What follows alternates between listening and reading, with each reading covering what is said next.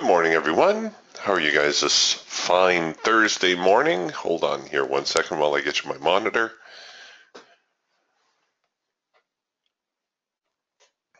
We just saw the NASDAQ open,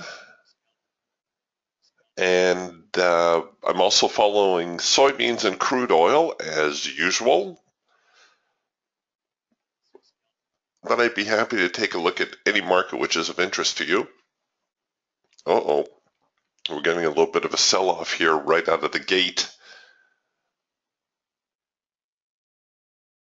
After yesterday's rally. So let's take a look here. Well, let's take a look here at the Falcon, see where we've been, where we might be going. So yesterday, pretty strong day for the most part, even through the overnight. And the Asian session, my goodness, they got active right around here. Not entirely sure what news hit the floor there, but the NASDAQ sure rallied through the Asian session more than usual. Actually, a little bit of a subdued session through the Euro session. And here we are at the moment producing a late filter entry signal to get us going. Now, as you know, I'm not a real big fan of taking a signal right after the market open. However, it does look like we're in a little bit of a decline here. I might consider not shorting it here at the hash mark, but rather shorting it below the low, if in fact the signal does develop, essentially bracketing this range.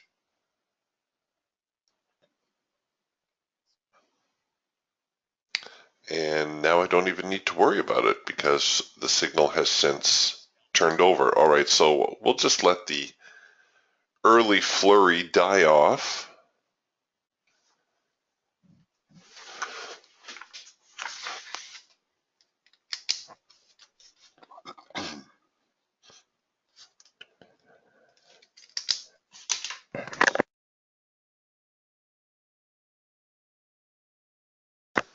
And you can see now why I tend to avoid those first signals during the opening moments of the marketplace. Whereas everything was looking rather bearish to begin with, now all of a sudden it has a distinctively bullish flavor.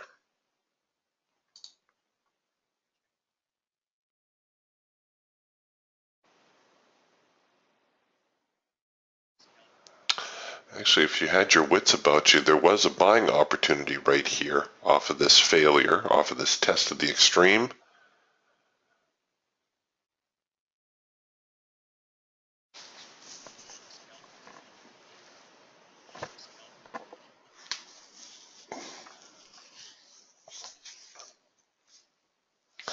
I'll still give it a few minutes.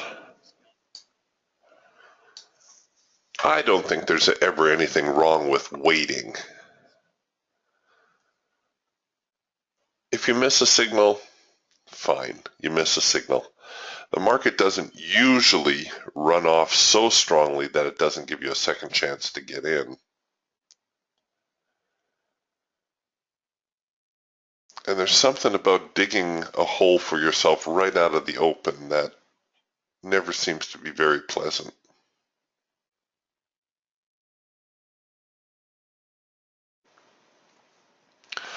Way to go, Jim. Jim just bagged a good 20 some odd points out of the YM. He said the YM just hit the second hard edge cloud, long at 44, out at 67. Well done. And the advanced decline, he's letting me know, has a slightly bearish flavor today, about a negative 400 overall. So seeing how there's more and more of you starting to follow some of those recommendations that are coming up at the RTS forum and the DTS forum, I might end up putting that second cloud on my Raptor also. A lot of times with these tools, I'll stay with the stock settings only because I don't want to confuse people. But it's great. I love that work that Ricardo's done, and everybody's participation at the forum. I think that definitely has some merit to it.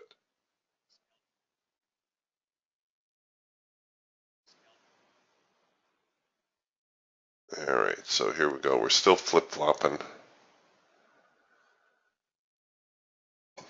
Some of you are going to look at this first micro-macro cross here and say, Eric, why did that fail? Well, it only failed depending on where you put your stop loss, right? If you put your stop loss right here, oh, look at that, just kissed your profit target and then started reversing. So if you were running a break-even trigger, you would have been tagged at break-even, which is the good news.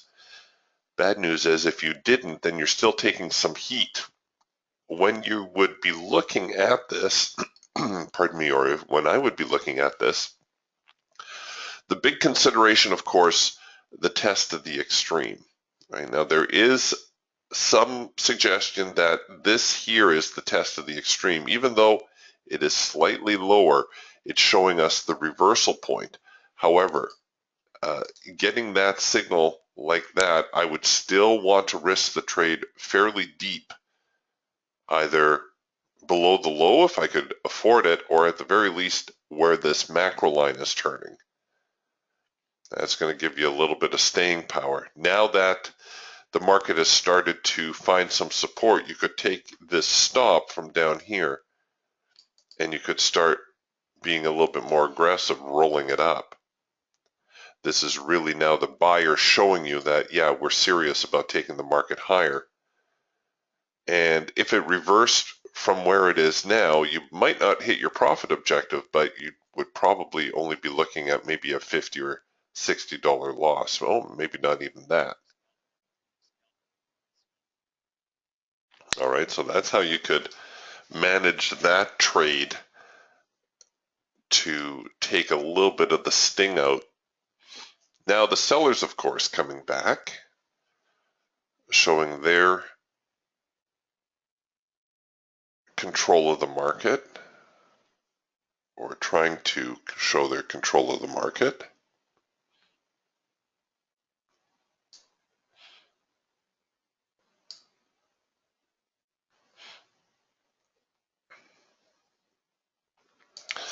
Here we go with the Raptor. This is similar to what we saw the other day. We could even short it below here, where we've got the test of the extreme to the upside. I'm a little bit late on the entry here, but I'll just leave it as is. The actual signal printed right here.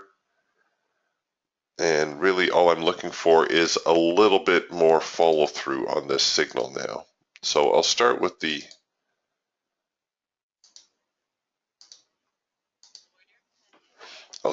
swing high low just to give myself again a little bit of room here. But the fact that the sellers were going to challenge these lows occurred right here, right after this test of the extreme.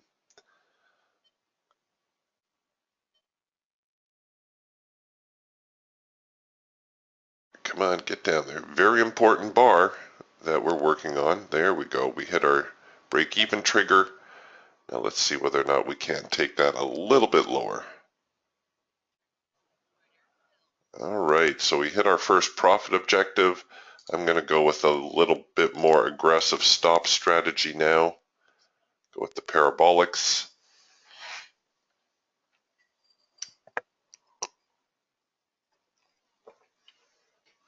And if they do break down below this morning's lows, they've got a little bit of room here to move. We could see somewhere maybe around 4,500 even. That's a good 20, 25 ticks or points away.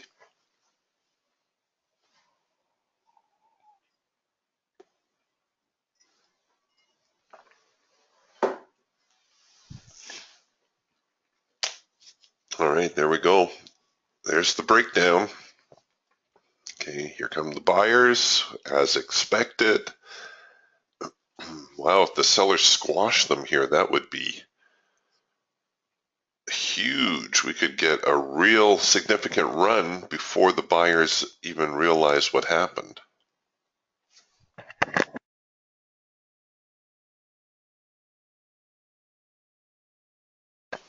Okay, so far so good. Again, I'm going with the more aggressive strategy here. I might get stopped on this little bit of a pullback, but you know what? I'm okay with it. Come on, sellers. Hold them. Hold the line.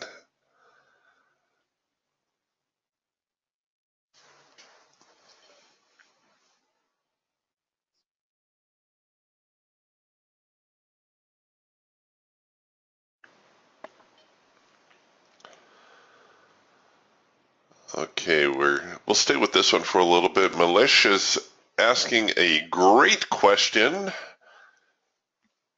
When you are taking a fresh buy or sell call in the Falcon, what would be a good setup to consider? Kindly explain. Absolutely. The Falcon's one of my favorite tools, and there we go. So we'll get back here to the Falcon now. Now, one of the strongest signals that you can take in the Falcon is the trend change signal. The trend change signal occurs when the trend line crosses or changes, pardon me, from green to red, or likewise from red to green. And you get this characteristic. We're going to deal with the downtrend portion first, and then we'll find an uptrend. So the trend line is changing from green to red. And what we're looking for is we're looking for this segment of the move that changes the trend line color. So we get this down section. And then after we get that down section, we're going to wait for an up section. Why is that? Well, we want to make sure that the buyers have exhausted themselves. Once we know they've exhausted themselves, the Falcon will come back with a sell signal, and it's going to print the warning dot, the triangle, the hash mark, and the signal tends to develop somewhere near the bottom end of this swing. All right, that's your trend change signal. Here's another one. So the trend line changes from green to red. Here's the down portion. This is the part that changes the trend line color. Here's the up portion. Here's the down portion. There's your signal. Let's look at one to the upside, if I can find you a decent one. Okay, right here. Trend line changes color. Here's the up portion. Here's the down portion. Here's the up portion. There's your signal. Okay, we'll take a look at a few more, but I'm going to pause here and I'm going to show you the late filter entry signal because it's printed right here beside. Late filter entry signal, also a very strong signal. The way you can identify it is your trend line does not change color, but your filter goes out of sync and then comes back into sync. It's important that your filter go back into sync. All right, it's not just the filter going out of sync. We want the filter to come back into sync. Your signal generates. That tends to have very good follow through. Oh, okay, well that one's struggling a little bit. Oh, there we go, finally. All right, so late filter entry signal tends to be a very high probability signal. Let's see if I can find you another trend change signal. Okay, here's a good example. This one's going to show quite a few here in one section. All right, so the trend line changes from red to green.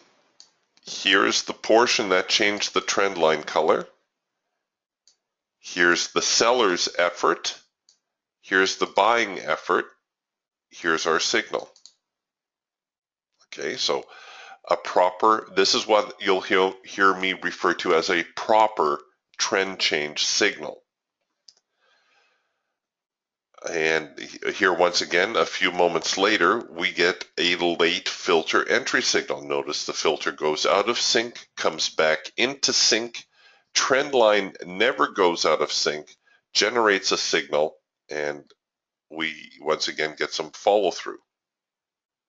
All right, so very strong signals, those two. There is a slight variation on the trend change signal.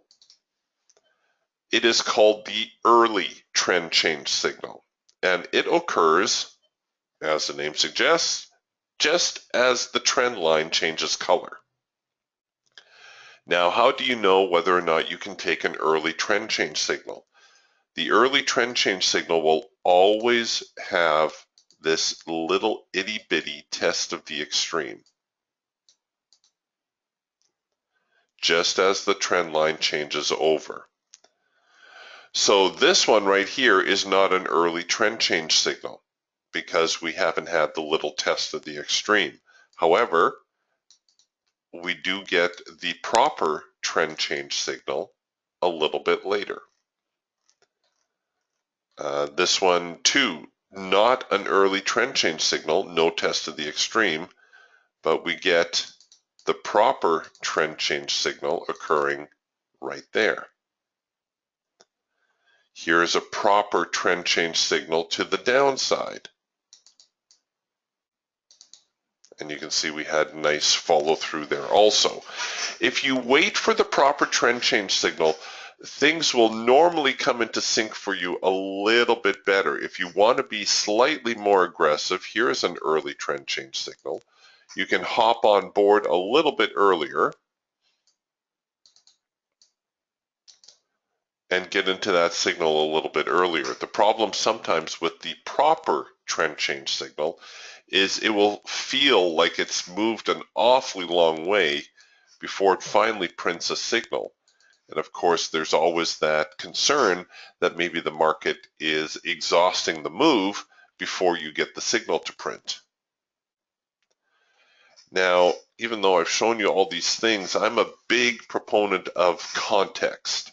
I believe that you need to keep the overall context of the chart in mind also. Here is an early trend change signal that we had developed right here.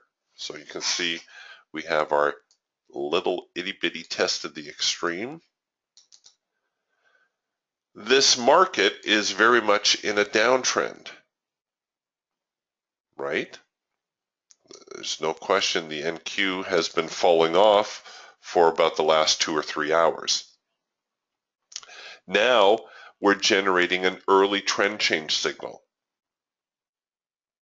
Because the market is in a downtrend and this is a counter trend signal, I would be more inclined to take the early trend change signal than wait for a proper trend change signal. Because this would be, again, because it's counter trend, it would be a little bit more of a short-term scalp type mentality.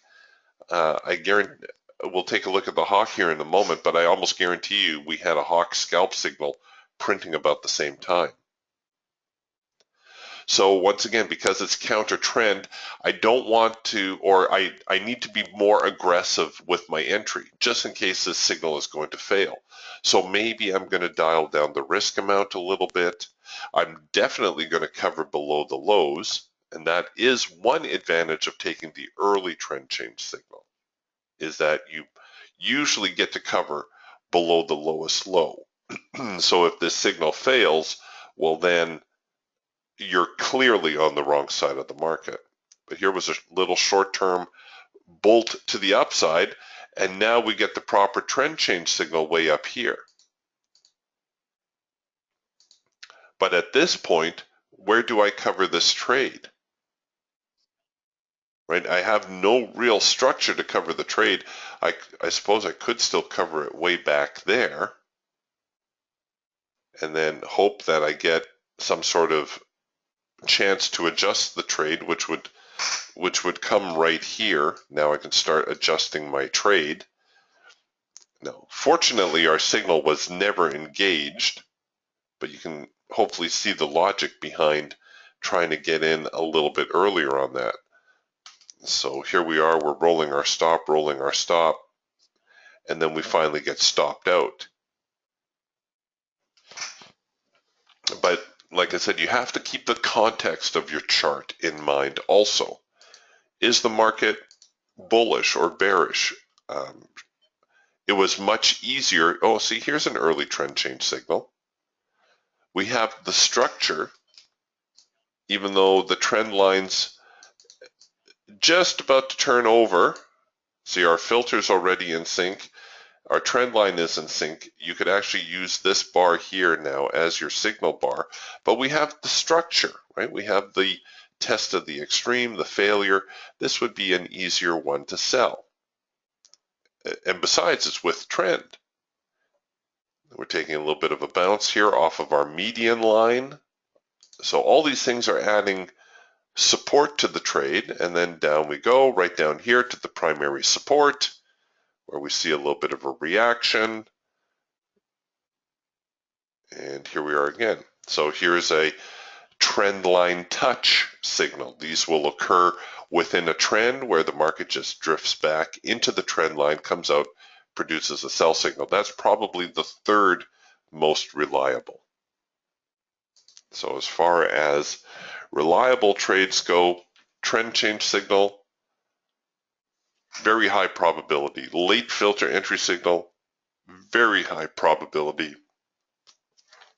Trend line touch signal, they're okay. They will occur within strong trends, but I'd like to see perhaps a little bit more structure with them. You know, maybe somewhere near a support and resistance zone, somewhere near a trend line, something to give me a little bit more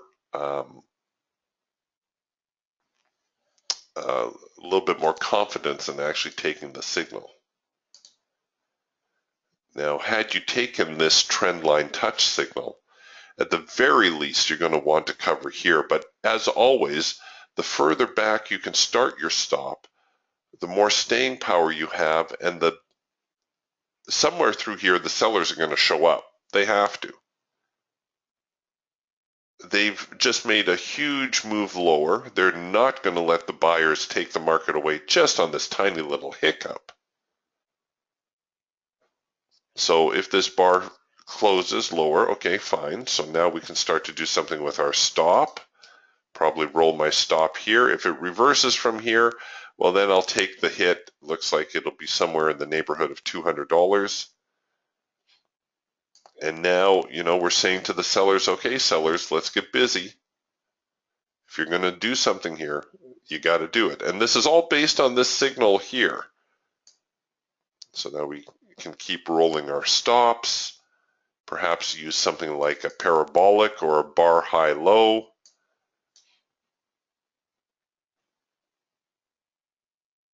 And we're almost, well, we're right back to where we initially took our signal.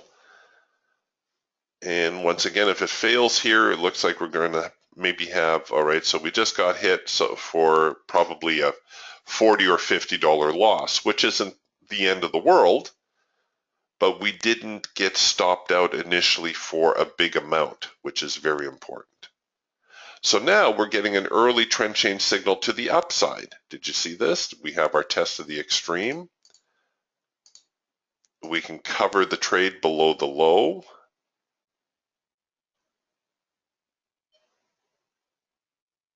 The buyers are showing that they're serious.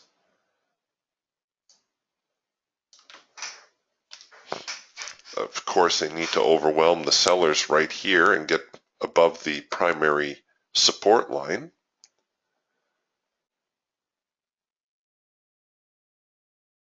There we go. Come on, get up there. There we go. So this a little bit more aggressive now because we haven't really seen the sellers fail just yet.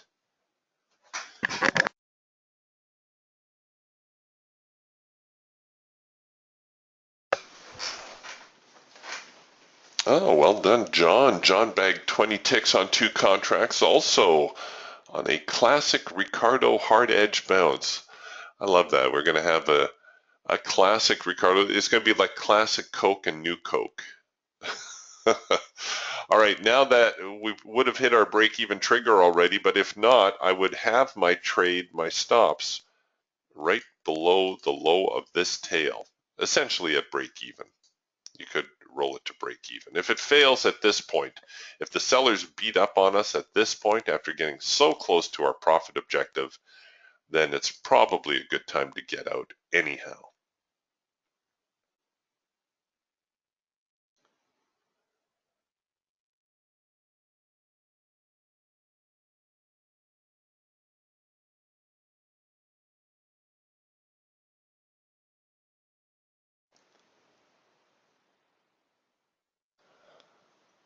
And there we go. So it looks like they would have tagged us at break even here, or pretty close. And that's fine. You know, there's nothing wrong with taking a break even trade or even a trade for a small loss. Those are not the kinds of things that are going to hurt you. So there was an example of an early trend change signal that you could have tried to get on board with. Now the failure of the buyers to maintain control makes it very likely we're going to see the market head lower here. And once I generate a proper trend change signal now, I'll be a little bit more keen to take that. See the Raptor already producing the signal. And once again, you could just sell the market and we'll go with our swing high. And this is all based on the structure that we're seeing. We're seeing the sellers holding the line, forcing the buyers down. Now the buyers, big problem right here. The buyers have to hold on or the sellers are going to squash them.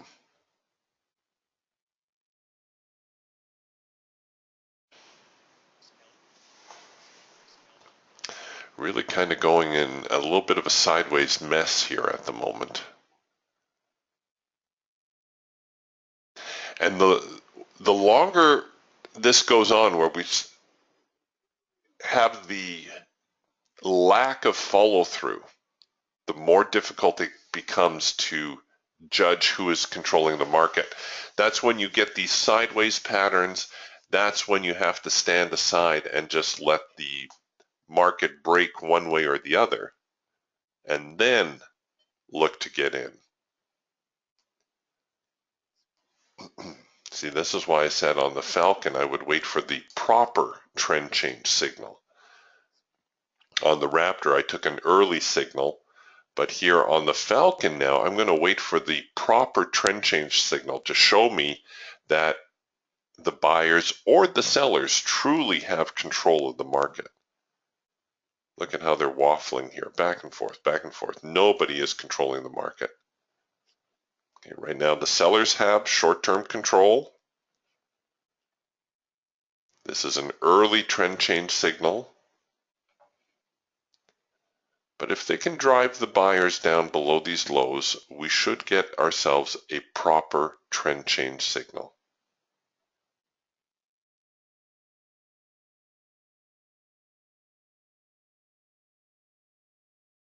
Oh, look at the buyers digging in. 45.15. What a problem area.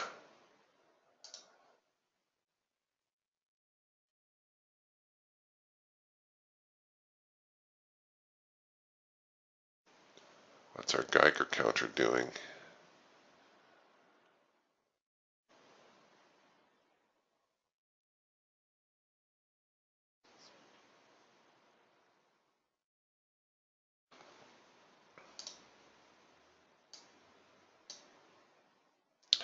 Oh, I'm going to have to start setting an alarm clock. We're near the top of the hour. That's the deal.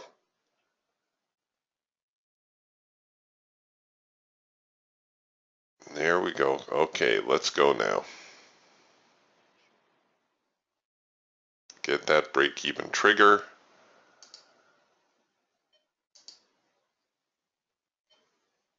Oh, we're just sitting above the break-even trigger.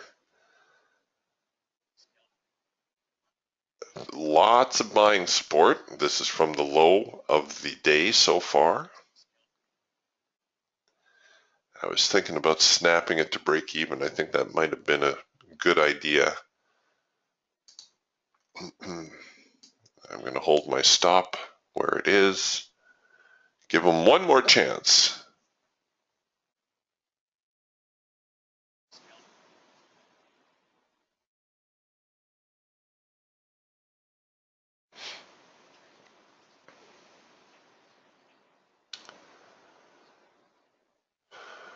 Yeah, Jim makes a comment here about the bounce off of the support and resistance suite, how it's long, how it's difficult to take a long so long as the signal is producing below the primary support. That's this blue line that you see right here. This is from the ultimate support and resistance suite. And you can see they poked up a little bit and felt the effects of that resistance zone, that support zone, which is now resistance, come up, tag it again, and down they go. Oh, I guess we did have the proper trend change signal right here. So this is, the trend change signals don't always occur great big moves like this. Here's a proper trend change signal, but it occurred rather quickly. I looked right past it, or I was looking somewhere else. Here's the down, that changed the trend line color.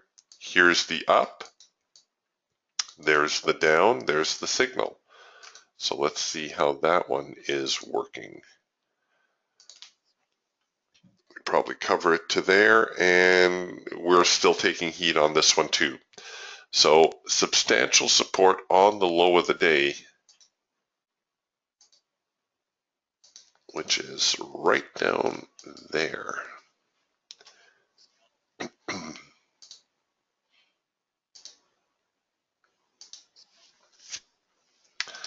Yeah, this could be a little problematic now, watching them try to run to the top end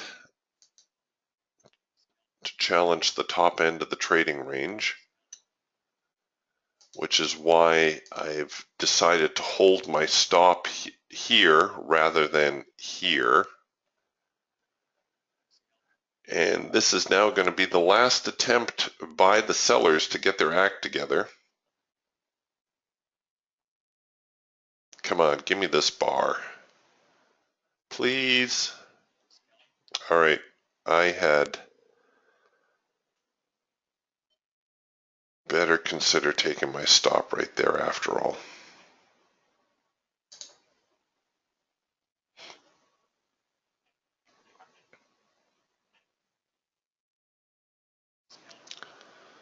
Come on, get down there. There we go. Don't fail me now.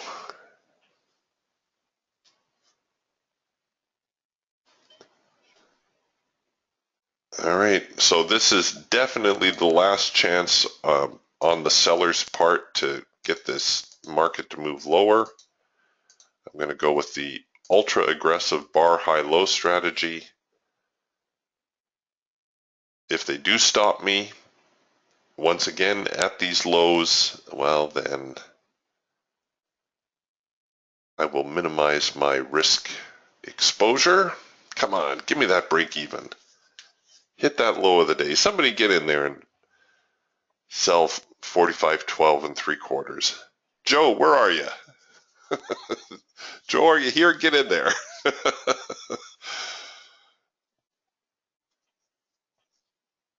Oh, they're just fighting the low. All right, I'm not going to give it anymore. There we go. I'm going to force the trade to break even. If they bounce here, this is their last chance. Yeah, I know Jim says the YM and the NQ, they're both at the 10 a.m. low. That's where they're getting all this support from that first hour. sellers are trying. Look at the Geiger counter here. Full on red needle. Big dip to the downside. It doesn't look like it's a spike, so that's good news, but now the selling is starting to dry up a little bit. There's a lot of people sitting down here with limit orders just buying or hitting the buy market button, thinking it's got to bounce off of the lows.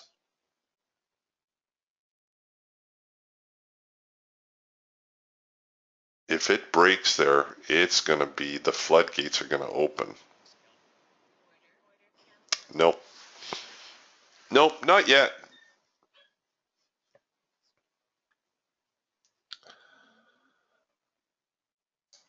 But I can't be too disappointed with that. We did manage to get ourselves into a break-even type proposition.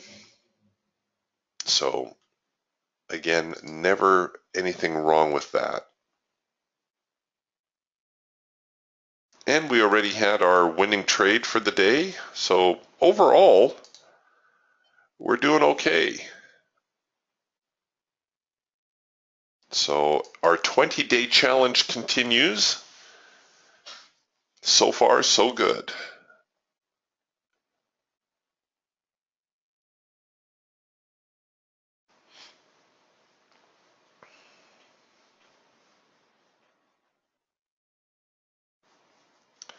We'll see what the buyers can do. Right now, the buyers still seem weak to me. Well, I shouldn't say that. The buyers are strong down here. Sellers are strong up here.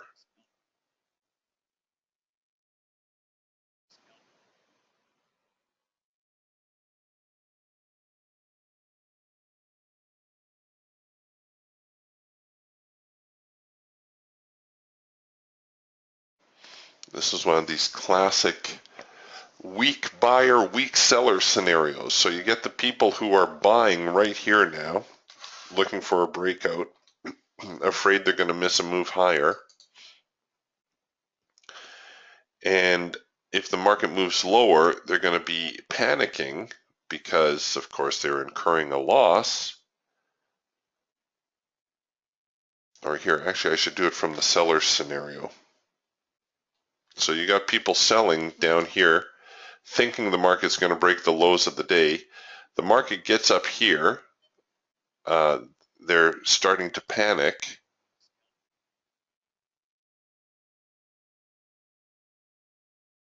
Which you would too.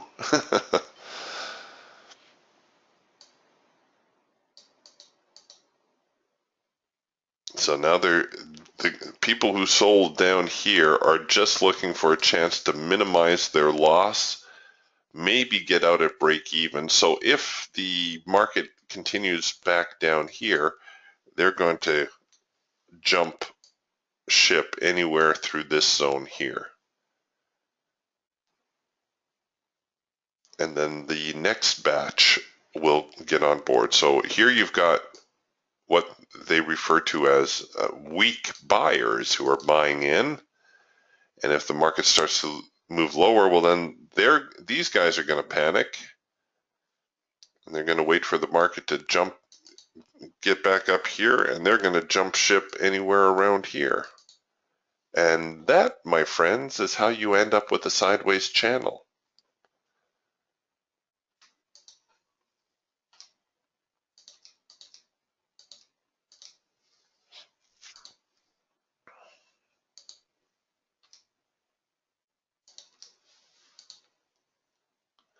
That's why I tell you, when you see the market moving sideways like this, you could just bracket the ranges, trade the high, a breakout higher, breakout lower. Better strategy is to let the market break, let it retest, show you that it's serious about holding that breakout and then taking the trade higher. Breakout to the downside, retest, and then look to take the trade lower. Now these retests, very often they'll come relatively quickly, but they don't need to. Sometimes these retests can become very pronounced. So we may see the market do something like this, and it may, be another hour or so until we get a retest like that, but the retest will come, and then you'll get a chance to finally buy, and it may not be until this afternoon. Or if the market is moving really hard and fast, you'll get a little itty-bitty retest like that, and it won't look like it's anywhere near your zone, but still, this is the retest. These are a little bit more difficult to trade because now you're getting a signal somewhere around here, and you need to put your stop loss way, way, way down here because you don't know yet whether the market's going to, perhaps make a move like this before the next move higher. That's the $64,000 question.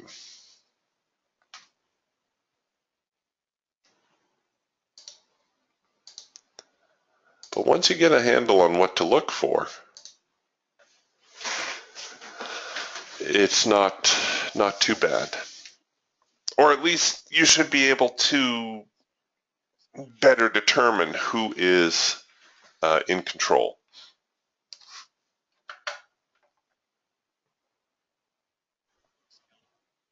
Jim says he's watching the support and resistance suite. He's thinking if it gets above this zone, he's going to look to get long.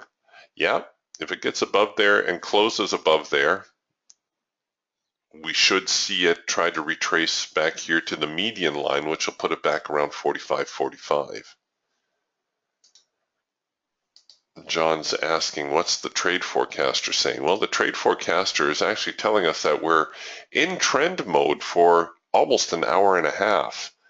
So they're shaking the rust off here at the moment. And we should start to see some sort of follow through on our signals.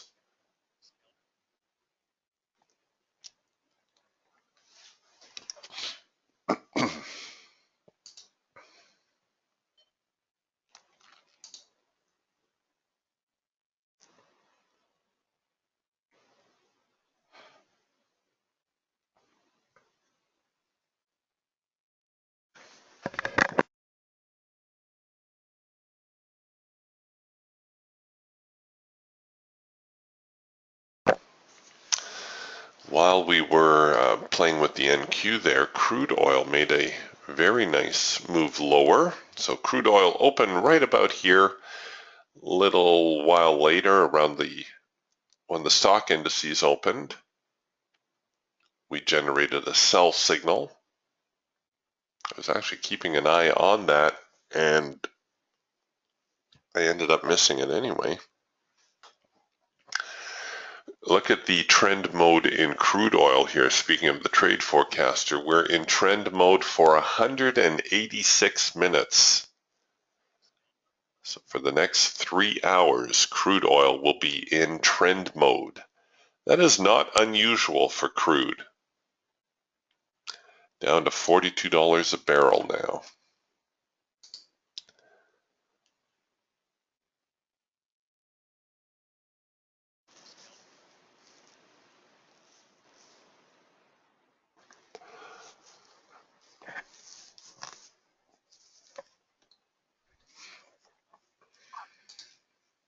Okay, here on the Eagle, we did generate our green bar sell signal.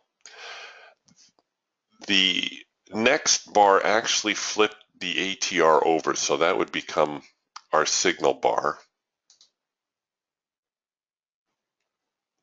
And we're trying to make some progress on that trade, so far so good.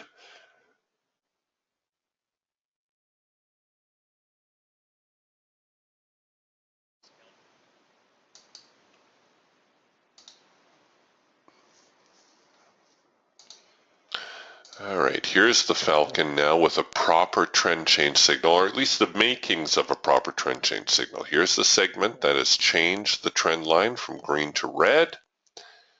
We're working on the buy portion now. Oh, and we've come right back with a sell already. So here's the issue with this, right? Trying to cover the trade because we don't have very much structure through here other than the low. What I'm going to do is I'm going to take it below the low of that candle, cover above the high. We do have a phenomenon that we refer to as a second push entry, and what the second push entry does is it allows the signal to engage, let the bar retreat a little bit so that we can see the current limit of the bar, and then place your entry below that. It's a very popular strategy I like to use on the Eagle also, which is almost to our profit target.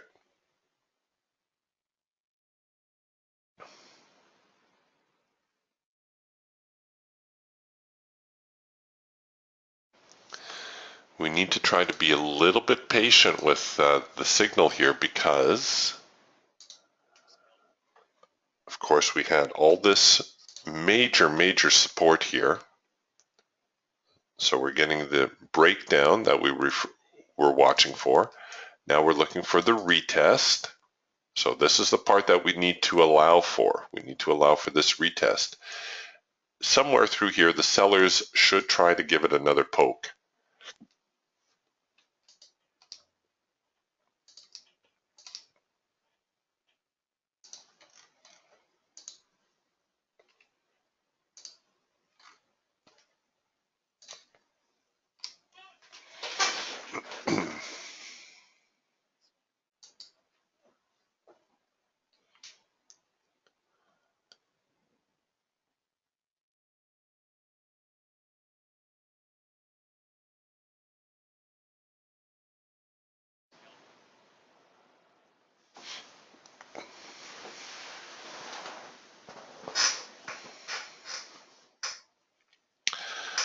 The advanced decline still tailing off. We're now at about a negative 1200, Jim says.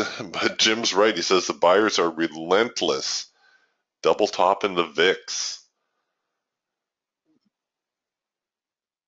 And they are. The buyers, I tell you, the NQ buyers, they are forced to be dealt with. They do not give it up. Not very easily.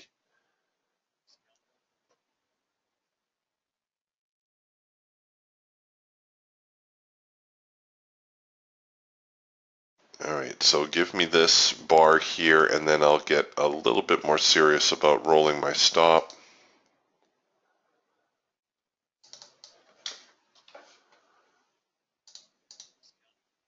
Come on, give me that bar. Still a little early here. They're still sorting things out. They may choose to go a little bit higher.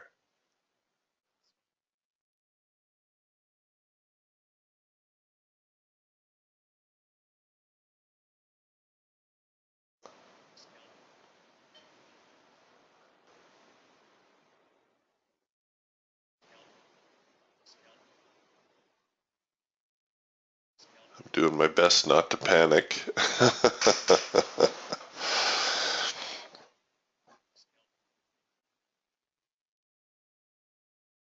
Okay, the sellers do need to show up soon.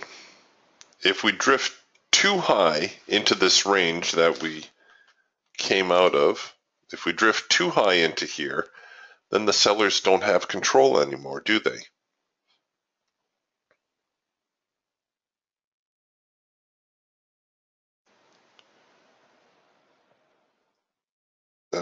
Looks like we're going to have to really fight this one out.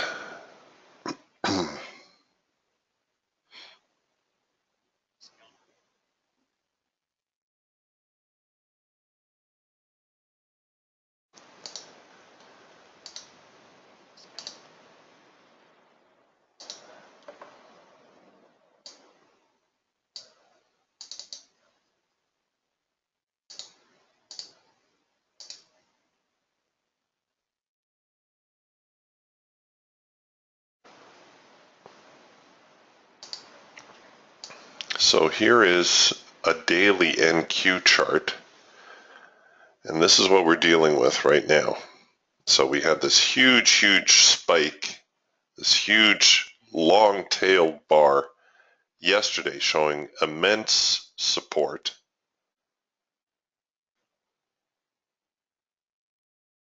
And now we're looking for the NQ to perhaps get back down, challenge these lows.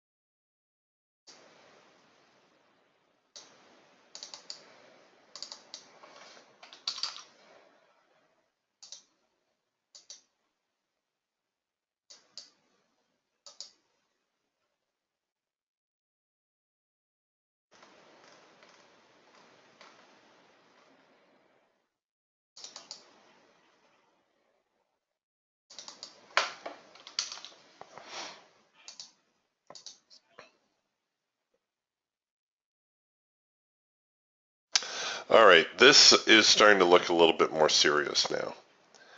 If we can get this bar to close, then I think I'm going to bring my stop in above that high.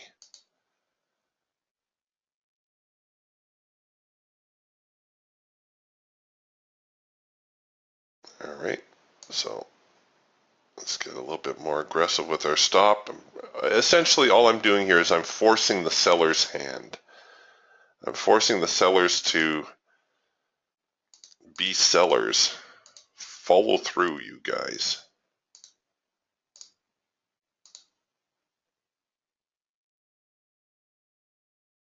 Okay, we're right back here now near the lows from this morning.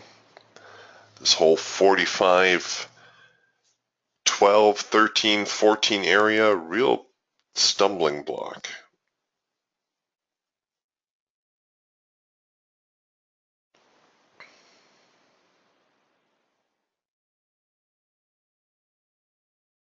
Come on, sellers. Come on. Take that low. Oh, baby. Come on. Somebody take 45, 11 and 3/4. Somebody's got to want it. Look at how this bar is. What a tug of war going on this bar. There's a serious battle going on here. Whoever wins this bar might set the tone.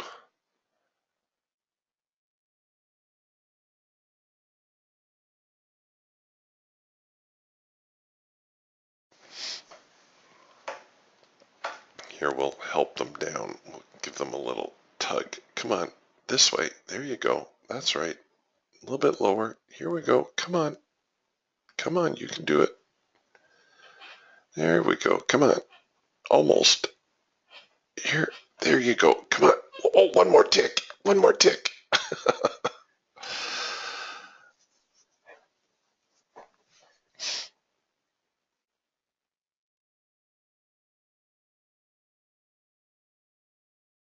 Let's see what's going on the Geiger counter. I have a feeling we're going to see a spike. Yeah, the buyers are going to take it away from us here in a second. See, we had all this sell pressure on the Geiger counter, all this selling pressure here, and no follow through. The buyers were absorbing all that selling.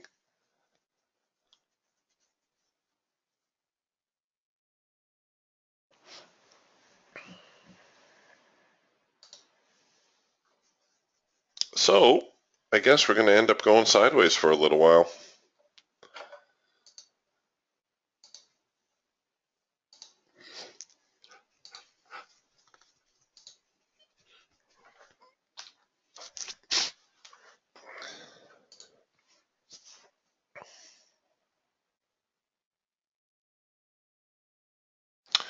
There's not much we can do right now until they settle in a little bit.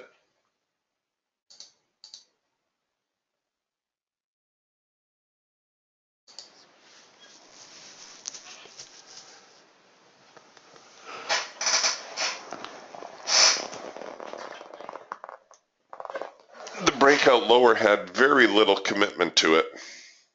They were kind of testing the water, see if there were any sellers in there. Like Jim says, perfect time for some elevator music. Yeah, that's right.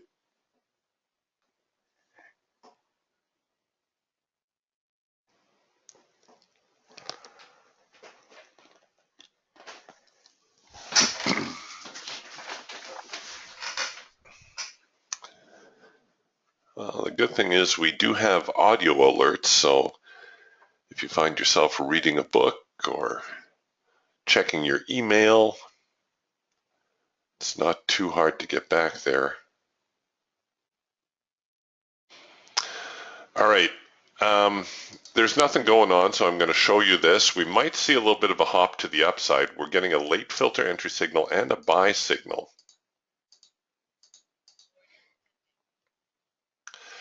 Now, I'm basing this more on the failure of the sellers to drive the market lower.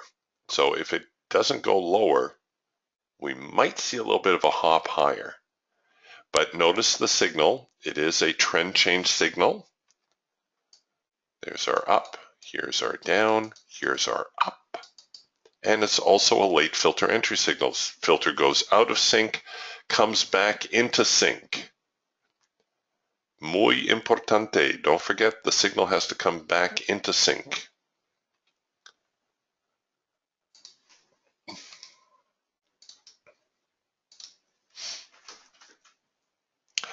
Not the highest quality signal because we're in a sideways market, but like I said, we don't have much else going on here, so we might as well play with it on the sim.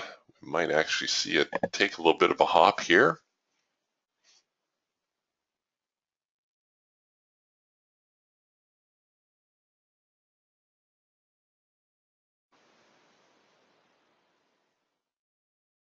And if nothing else, you can see how I might manage it. Managing your trade is very important, as you can see, and I hope that, well, the markets have been a little bit cooperative, so I've been able to show you how not to get blown up right out of the gate. But an interesting little story, a few years back when I had the support and resistance trading forum before it got invaded by hackers and spammers, we did a little experiment where I had the members choose a market to trade, and then I would show them how I would manage it. And we would take our buy or sell signals by flipping a coin. Heads we bought, tails we sold. And I had a wise guy in the group. He said, okay, go ahead, trade butter. So well, I'm not going to trade butter with real money, but we'll do it in sim. And I had somebody flip a coin so nobody would think that I was stacking the deck. And, heads we bought, tails we sold. And by just managing our trade correctly, by the end of the week, I think we were up $1,500 or $1,600 in butter.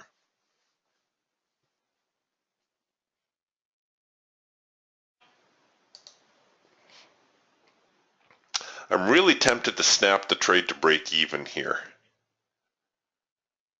Just because it's, my idea behind break even is if the market gets 3/4 of the way to the profit objective and fails, then I'm probably going to want out of the trade. And where we're at right now, we came up just short of that 3/4 target. So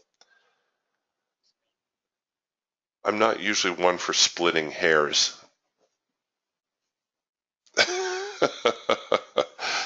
John says, I can show slides of my family vacation. Yeah, great idea. All right, so no follow through to the upside at the moment either. Now, I'm curious, I took that signal a little bit late. Had I taken it on the hash mark?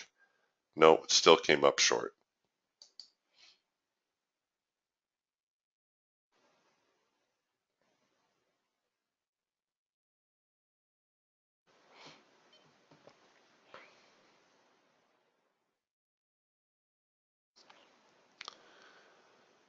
Oh, here come the buyers yet again.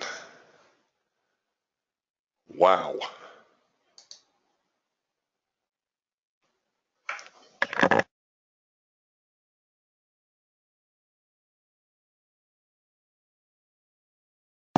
Not as neat and tidy as it was yesterday.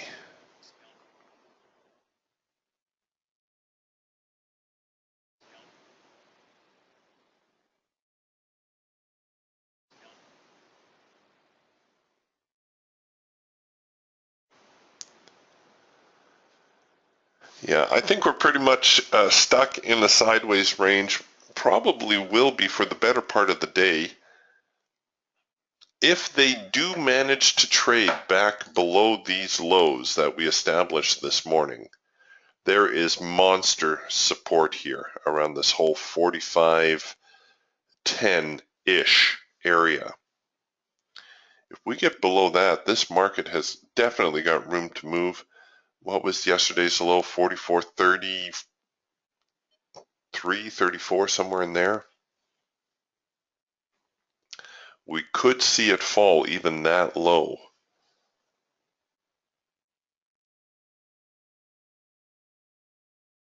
Yeah, Jim's got the right idea. He says he's just popping in and out, grabbing 10 ticks here and there.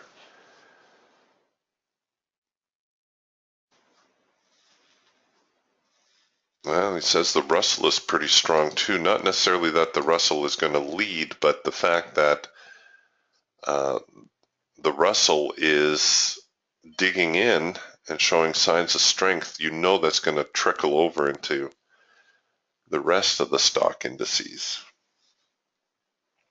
I'm just curious. I'm going to load up a 30-year bond. We'll see what the bonds are doing this morning. They say the bond traders are the smartest traders in the world. So we'll see if they know something we don't know.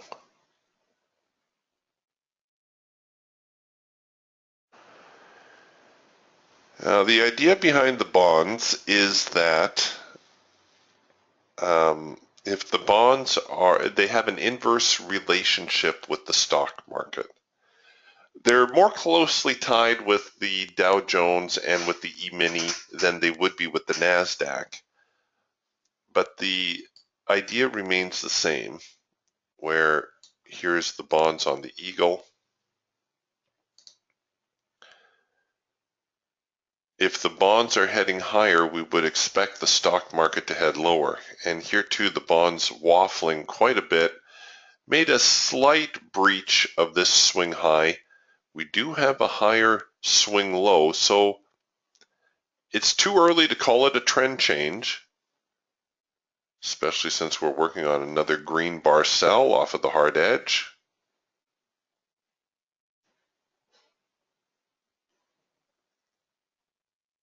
But here were bonds the other day. The bonds were in a tailspin, and the stock market put in a huge rally.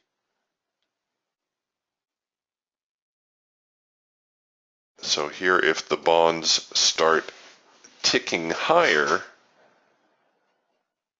there is a chance that the stock index will continue lower. I used to trade the bonds a little bit too, but I used to follow the bonds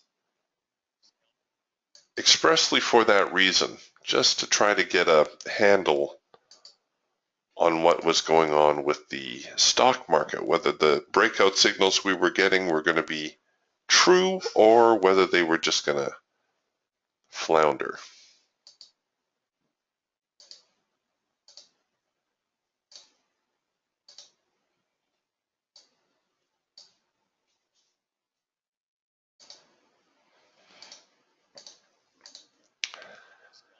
Not much going on in soybeans today either. They're pretty much content to go sideways. A tiny little trading range here also. Here are soybeans on the Eagle.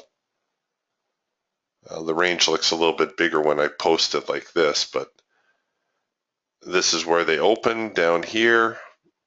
This is where they made their high in the overnight, and they're pretty much stuck in that range also. So soybeans fairly content around this 917, 916 mark.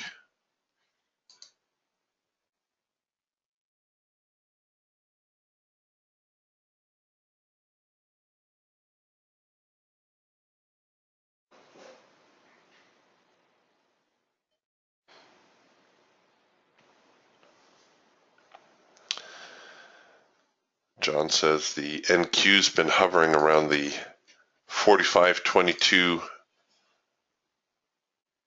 support line since 9:50 Eastern. Yes, it has. It hasn't really moved too far from there, has it? Kind of skewered by the whole thing.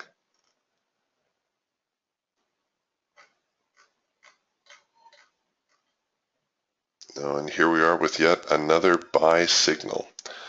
All right, well, once again, we don't have much going on, so I'm going to show you this. I'd probably set it up like this. Now, this is actually a challenge of the primary support line.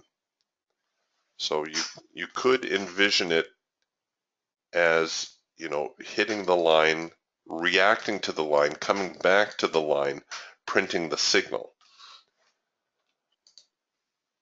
So we might get a little bit of follow through on this side now. We'll see. Looks like we're gonna at least challenge the high of this morning. High of the trading range.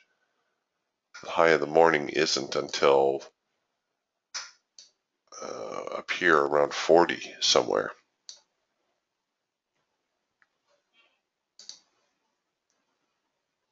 Come on. Okay, so we hit our first profit objective. Hooray for us. Time to get a little bit more aggressive with the stops. We'll go with the parabolics again. The parabolics and the bar high low and the fixed tick strategy are going to be your most aggressive stops. There's actually, I shouldn't say that, the moving average stops. You can choose some pretty aggressive ones in here. I'm not sure why anybody would want to trade. Oh no, that wasn't it. Maybe it's the triple exponential.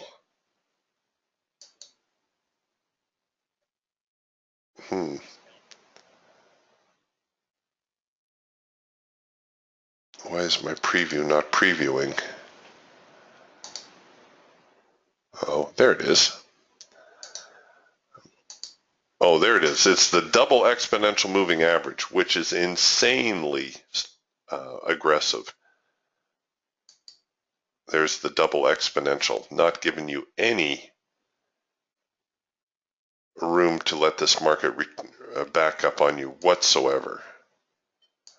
I think we'll go back with parabolics though.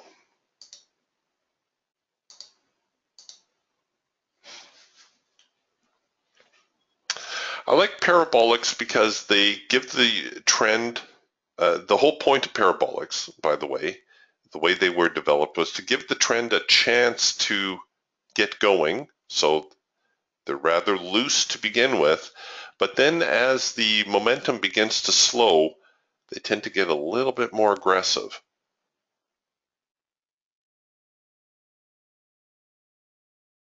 Which is precisely what you want in a stop, or I would think is what I would want in a stop.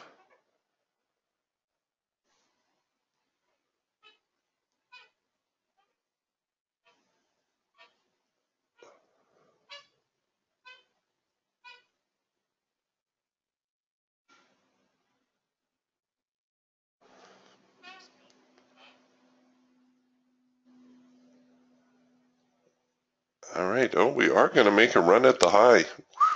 Look at this. Where's the high? 45.44.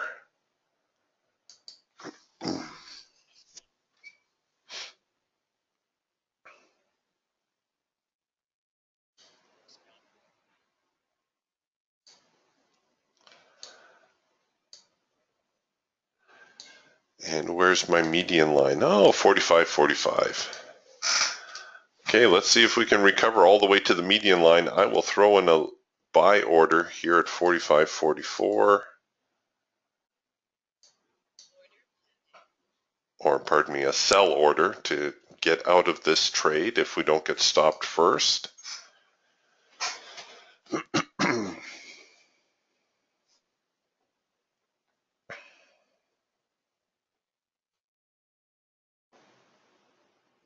Come on, get going. Don't look back. Oh, sure, I say don't look back and you start looking back. Stinkers. Well, that's okay. I'm going to make sure my sell order canceled. Yes, it did.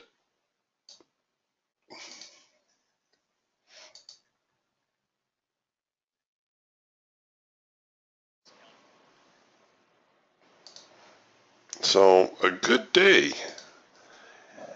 In spite of having to sit around for 20 minutes or so.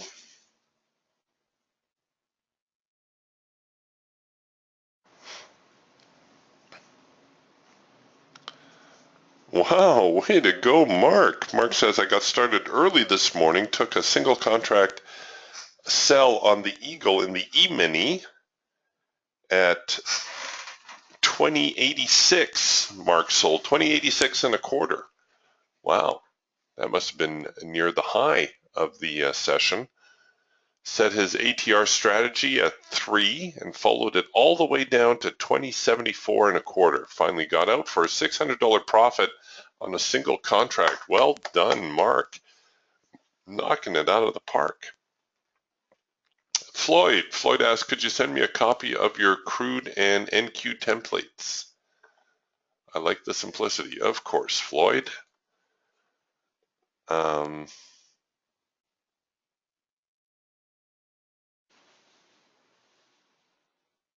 What I'll do is I'll just send you the whole thing.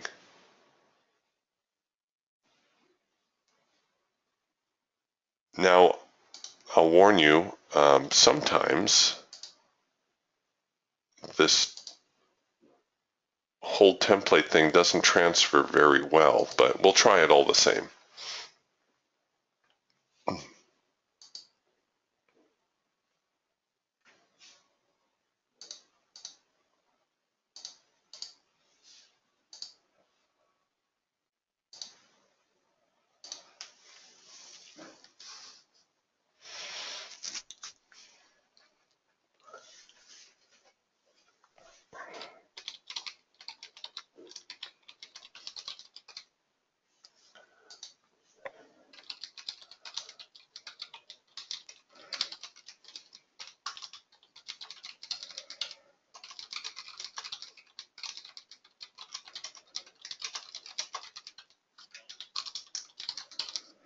If not, I can certainly show you how to set them up also. It's really not that difficult. In fact, while we're waiting, that might be a good thing to do.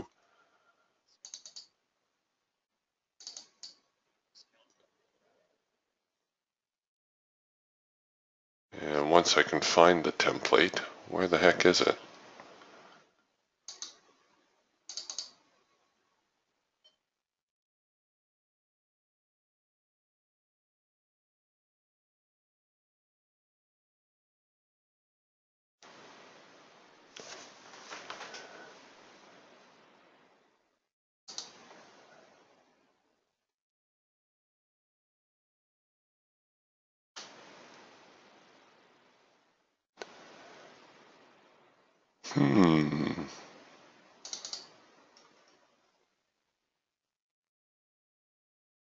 Floyd, do you want the templates, do you want the workspace or do you want the template like for the Hawk, the Falcon, the Eagle, the Raptor?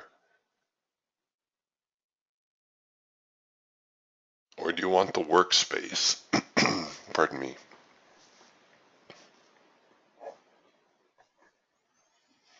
I don't know how radio announcers do it. because whenever I'm talking, I always end up getting a frog in my throat, although it is still early here.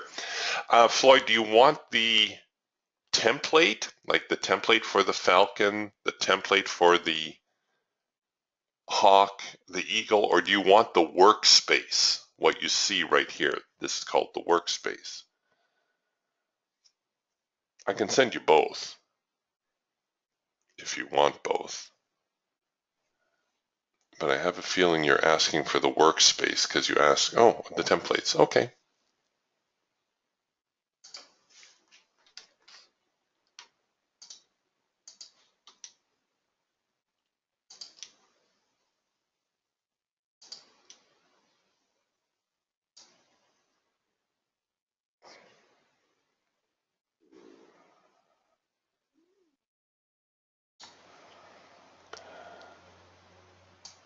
Okay, I think these are the right ones. Okay, they're coming at you.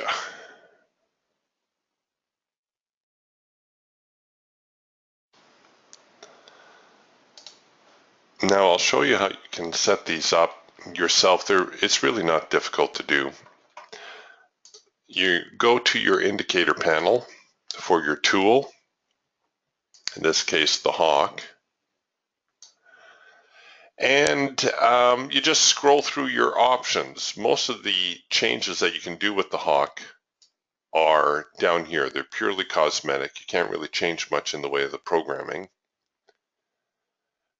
The audio alerts, I prefer just to go with the scalp and for both the buy and sell. You have a whole assortment of audio alerts that you can choose from here. Like some people like to have scalp long setup, scalp short setup. Personally, I find that a little bit annoying, so I just go with the straight scalp audio alert. I do change the colors a little bit from the standard. I made my red a light coral just so that it would stand out a little bit better. And I made the green a yellow green on my warning dots. Again, just to make it differentiated a little bit from the bar color itself. The other thing is the background opacity. Yours or the standard is set at 2, and what that does is it colors a bunch of lines in behind here. Oop, what did I do?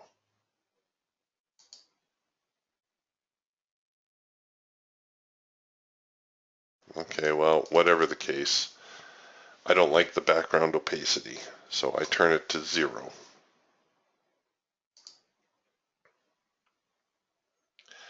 And you can do that for each of your charts.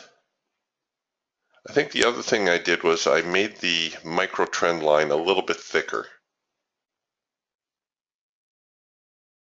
I think the default setting is a 1, and mostly that was done for your benefit because people in the room were having a hard time seeing it, so I made it a little bit wider. And I just did the same thing for the rest of the tools. The changes were purely cosmetic, or mostly cosmetic.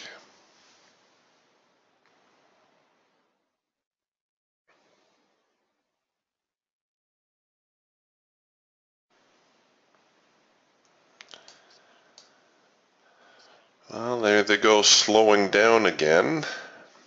Not sure we're going to get another opportunity here before the top of the hour, but we'll sit with it for a little while, see what's going on.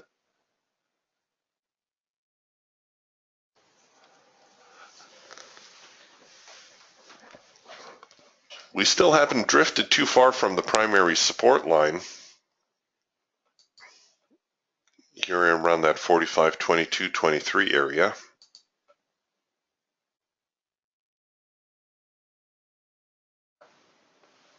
So now we broke out above the high of the channel, which was somewhere around here, and we're making that retest. Once we get that retest, we'll see whether the buyers are truly serious about supporting their breakout, in which case we should generate a buy signal probably somewhere around here, maybe a little bit higher, on a proper trend change signal.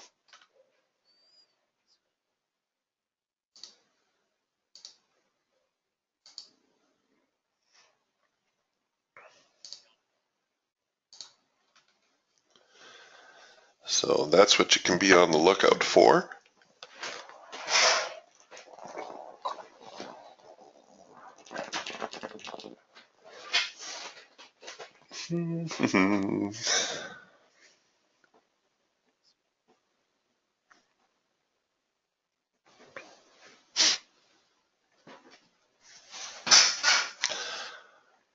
Yeah, soybeans still sideways. Crude oil has since started moving sideways after their early decline. Not much going on in crude now.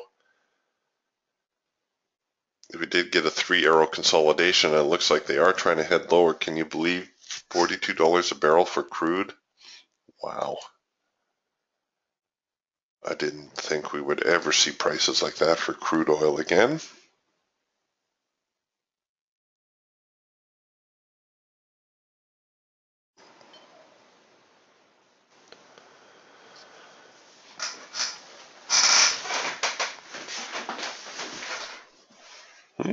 Very interesting. Jim says, I've noticed that with the double cloud, there's a shading between the two clouds. At the point where they meet, it tends to be a buy or sell zone. Let's take a look. We don't have much going on. Let's throw another cloud on here.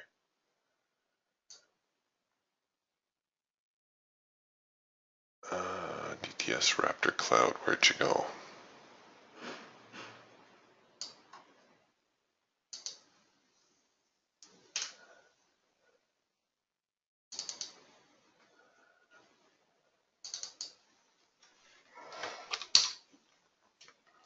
And we'll change the band color to a royal blue. Oh, cornflower blue. That's a very relaxing color.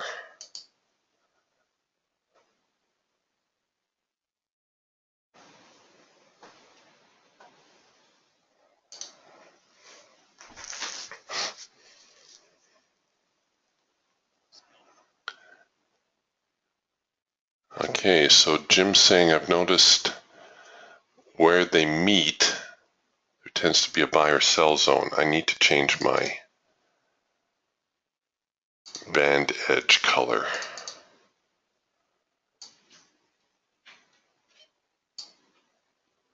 We'll go with see if the royal blue shows up.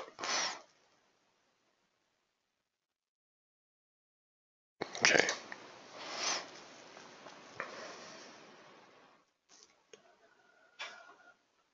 Oh, I see what you're getting at. So where they've intersected here, there's a bit of a confirmation on the buy.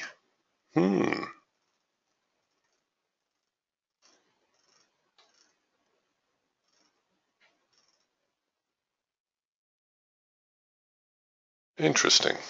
I'll have to follow that for a little bit.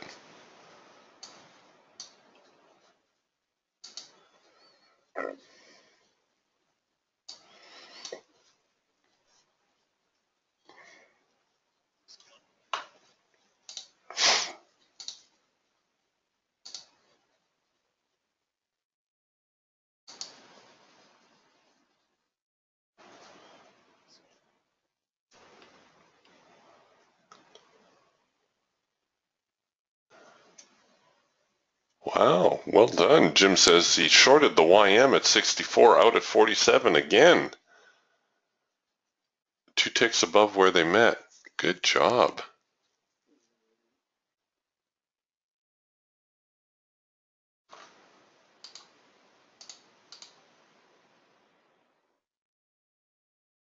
I'm going to save this new template. Ricardo Raptor. There we go. I'll be able to find it now.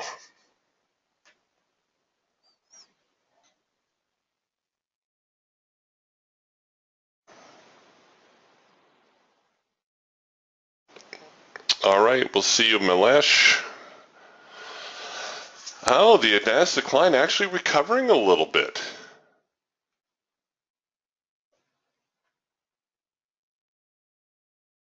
Jim says that we're about 1,100 buyers, 1,700 sellers.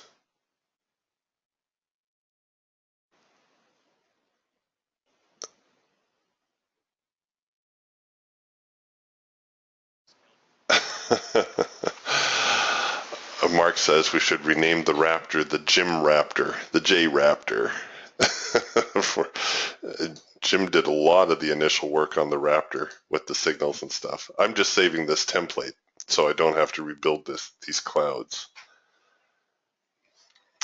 We are seeing a little bit of a failure here now on the high. That might end up being our test of the extreme. We'll see here in a little while what comes of that.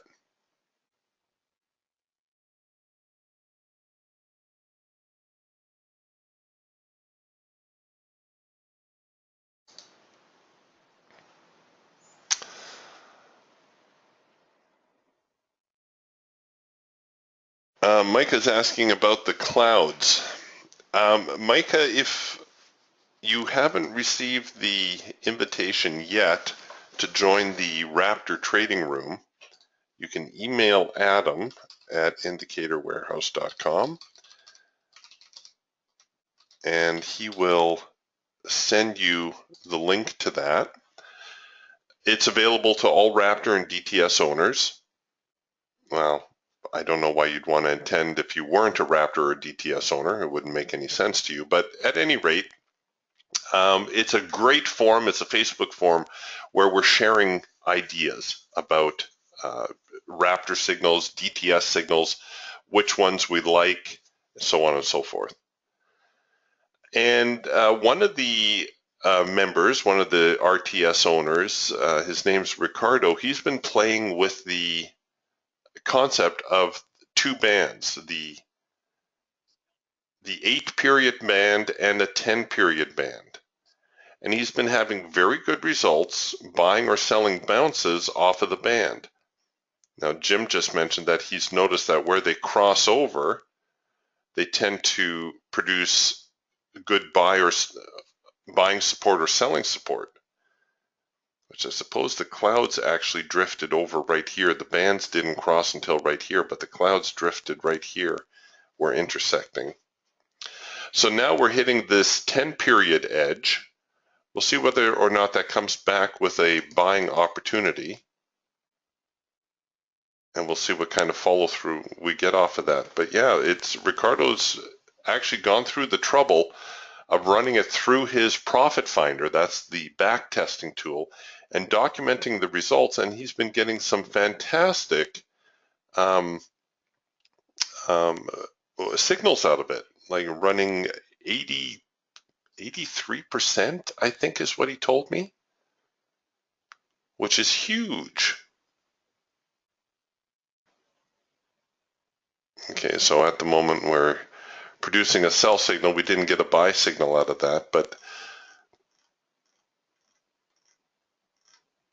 I've been hesitant to put the second band on only because, not because it doesn't work, but because people will look at it and say, hey, Eric, what's that second band doing on there? But I am liking what I'm seeing so far with that.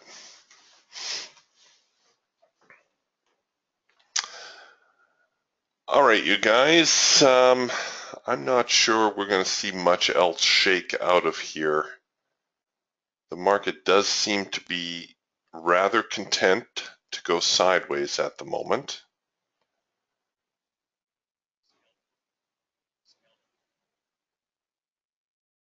Believe it or not, I might actually be a little bit more bullish on the NQ today in spite of that huge decline out of the gate.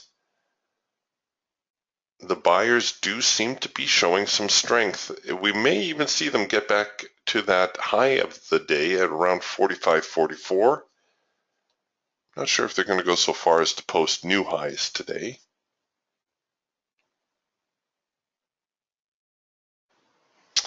But I think this is probably a good spot. We'll button up the room and we'll see you guys tomorrow morning for our Friday morning session. We'll talk to you guys then. Have a great day. See you soon.